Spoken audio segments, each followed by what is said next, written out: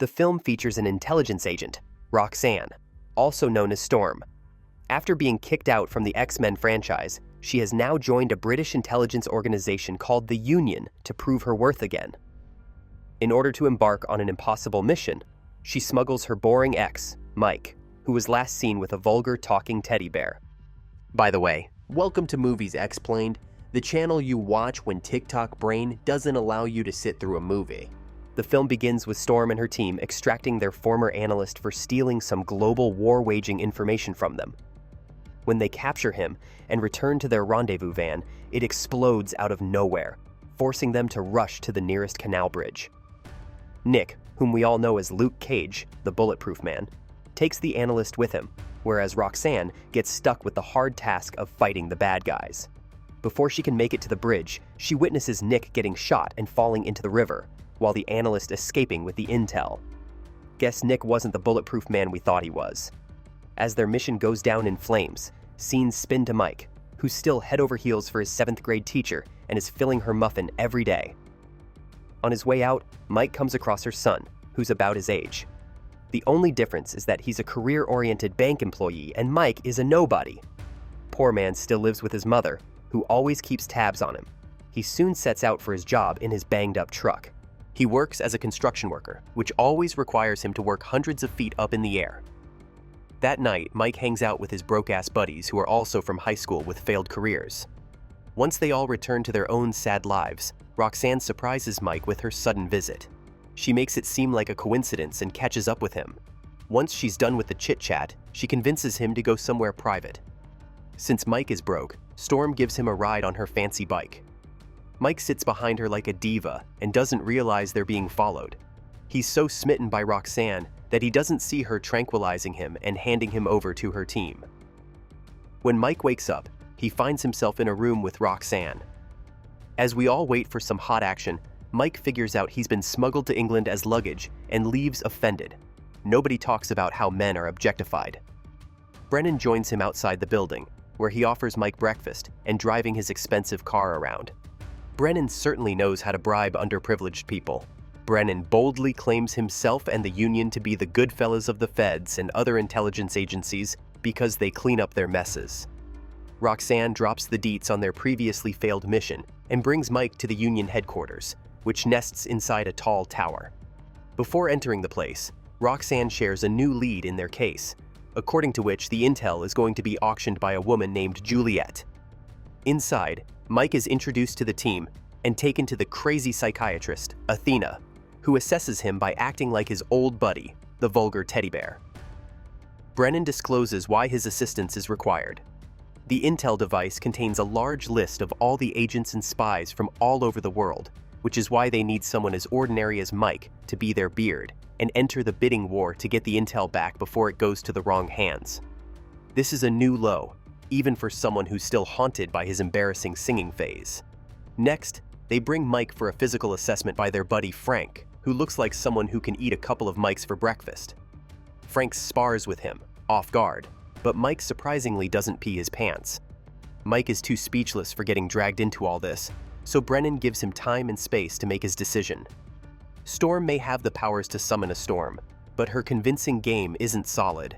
Mike walks away without telling his verdict. Strangely, he returns the following evening and turns himself in. Since anything can go wrong, they decide to train him and prepare him before the mission, which is in 2 weeks. Athena and Frank help him get mentally and physically prepared for the mission. Storm gets to be a teacher once again, but unlike X-Men, she doesn't fail her duties this time. Once his training is done, they bring him to their teammate Foreman. We may recognize him as Rorschach from Watchmen, but this time he's forging fake documents for Mike instead of fighting for justice.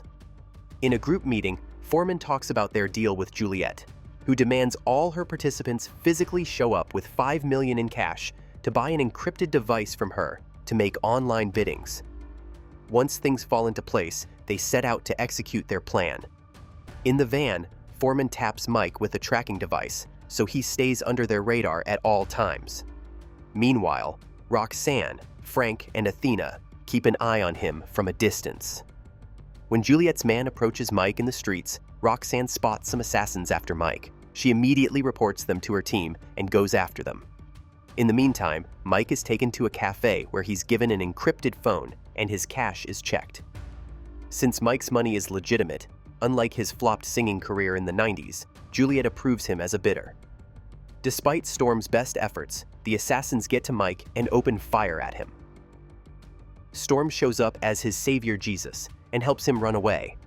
More assassins have him surrounded at one point, but Frank and Athena run them over in their garbage truck. Among those assassins, a woman gets away and unleashes her wrath on Mike.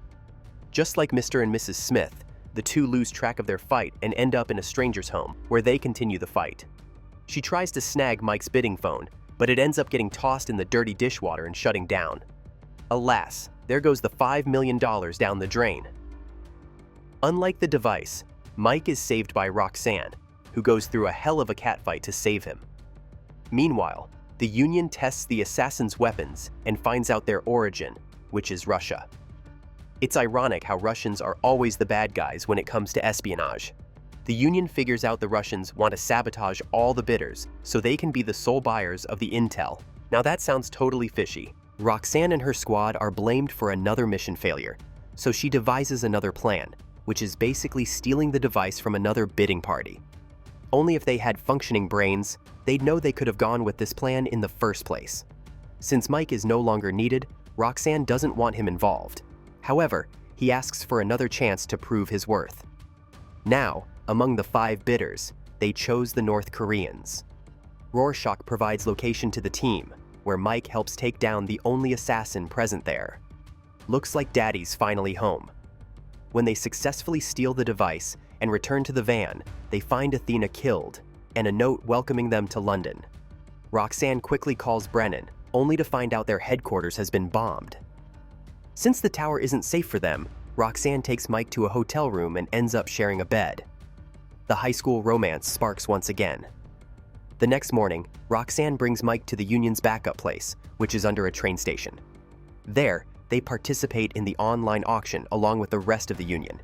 They are joined by a CIA agent, Foster, who asserts dominance on the Union because the CIA is providing them cash for the auction and doesn't want them to lose. With Foreman's help, they track Juliet's live location and send Mike with Roxanne to catch her. Storm rides her bike like a pro and catches Juliet before she sells the intel. Juliet turns out to be a harmless and submissive twig who offers them a ride home to grab the intel themselves. When they accompany Juliet to her place, she hands them the intel source easily. Miraculously, Nick shows up resurrected. It turns out he is the bulletproof man after all. He begins making weird claims about how the Union is on the wrong side. Mike's heart also breaks after discovering Nick is Roxanne's husband. There goes his high school lover's rekindled dream crushed. Roxanne swears she's separated from him. Nick turns out to be too foxy for a man his size. He lets them take the intel and asks them to personally hand it to the CIA over an exchange meetup by the bridge. On their way out, Roxanne steals Juliet's car for a ride back. The discussion of Nick being Roxanne's husband leads to a bigger argument between Roxanne and Mike, resulting in Mike parting ways. He contacts his friends at a bar and gets hammered. The next morning, he visits the bridge to make amends with Roxanne. There, Nicky calls Roxanne and indirectly reveals himself as the mole who's working with Juliet. The previous night, he engaged them and allowed Juliet to switch the intel source. For now, he's on a plane ride to sell the intel to the Iranians.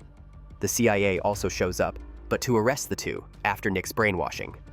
Storm isn't going down without bringing a storm, so she jumps into the water with Mike. The cops suspect them fleeing in the passing-by sea vessel, but in reality, the two are climbing up to the bridge from behind.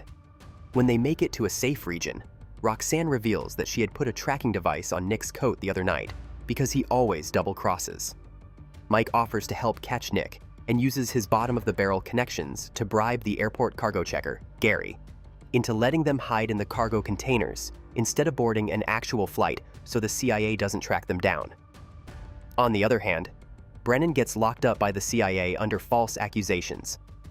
Back in the cargo container, Roxanne apologizes and sorts out differences with Mike. They successfully find Nick. Roxanne meddles before he strikes the deal with the Iranians, prompting them to leave. She then snatches the intel and tosses it over to Mike, who flees on a scooter. Seeing this, Juliet also backs off, but Nick runs away. Meanwhile, Mike gets ambushed by the Iranians. As he's struggling to dodge them, His guardian angel, Roxanne, shows up and kills all the Iranians like Obama did back in the days. Victory doesn't last longer when Nick finds the two and takes Roxanne as his hostage. Surprisingly, the Irani leader passes by in a car, which allows Roxanne to trick Nick and escape. Nick and the Irani go after Mike, who suspiciously gets locked up in a car trunk. Nick picks up the unattended intel and frees. That was like Willy Wonka's golden ticket to his chocolate factory for Nick. Roxanne chases him in another stolen car. Things get goofy when the Irani takes the car in which Mike's locked.